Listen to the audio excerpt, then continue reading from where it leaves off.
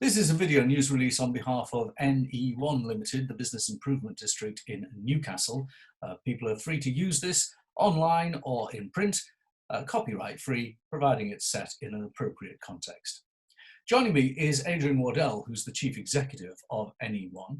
He has written to the Chancellor warning that some Newcastle city centre businesses could still face closure despite the support that the government has offered in recent weeks during the COVID-19 emergency. Adrian, what have you said to the Chancellor and why? Hello, Graham. This of course isn't restricted just to Newcastle, but that's obviously our area of responsibility. We've written to the Chancellor really to highlight an issue that has been brought to our attention by our communications with our members, where the very generous and indeed it has been a quite superlative business support package that the Chancellor's rolled out. I mean, none of us have seen the like of this before, ever. But there are winners and losers with this.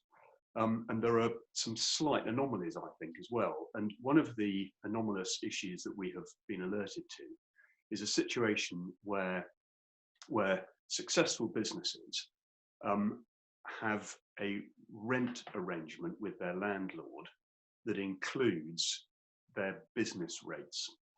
And so they, because they don't get their own bill, have been unable to access either the small business £10,000 grant or the £25,000 grant that is being made available to retail, leisure and hospitality businesses. Now, you know, we all kind of get that this is that the support package so far is huge. We understand that it has got to stop somewhere. But this particular system is creating winners and losers.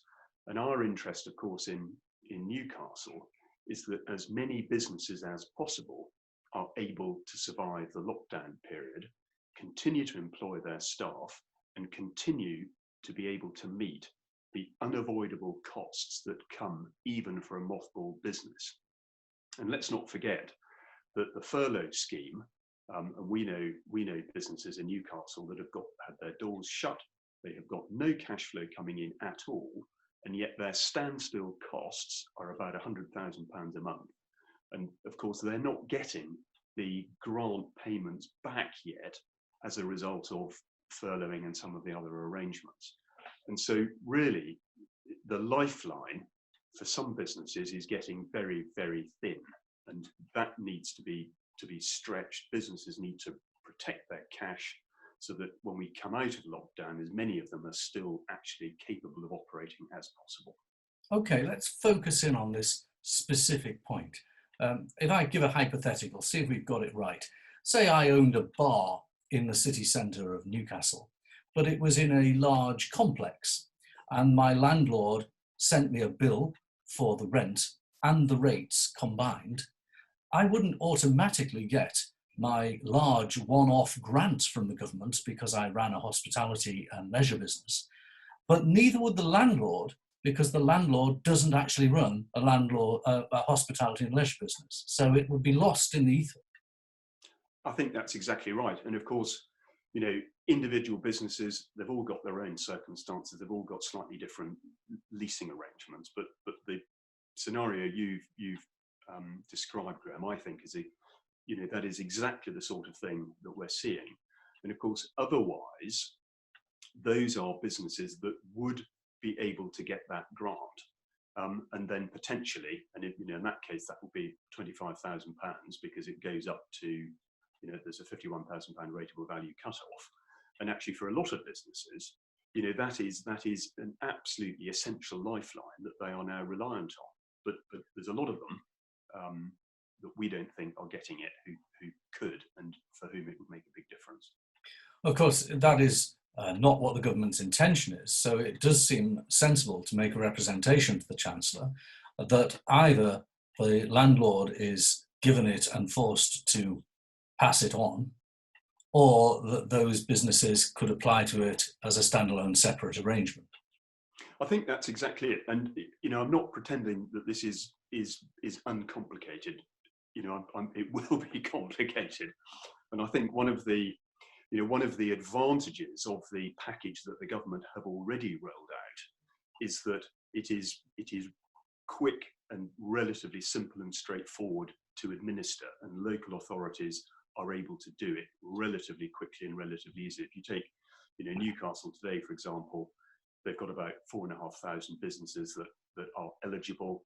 They're about halfway through paying them out, with hundreds more grants going out every day, and they're already, you know, I think plus of 25 million that's in business bank accounts, and that's, you know, that's where it needs to be, of course. And the, you know, the point we're saying is, you know, what you've done so far is really good, but actually please consider the areas where you're not reaching yet, and can more be done. This obviously is an anomaly that you've quite rightly pointed out. In the more general terms, you've got, as you acknowledged, a very generous and unique business support programme. What is your feeling about, if you project to the next few months, when we emerge from this crisis, does Newcastle have the strength to come out of it and make it to Christmas and come back, bounce back? I mean, Graham, the short answer to that is yes, of course it does. I mean, you know, we are a big, successful and resilient city, and the condition of the condition that businesses are in today, and the cash reserves that they've got, and how long they can make those last for, those are going to be the determining factors in those that are still able to open their doors and get back to trading whenever the time is that the lockdown begins to ease. And of course, that time frame is you know, the big thing that none of us know. Adrian, thank you for telling us about that, and I hope that you managed to get some traction with the government, because it does look a particularly important issue. Thank you very much. Thank you.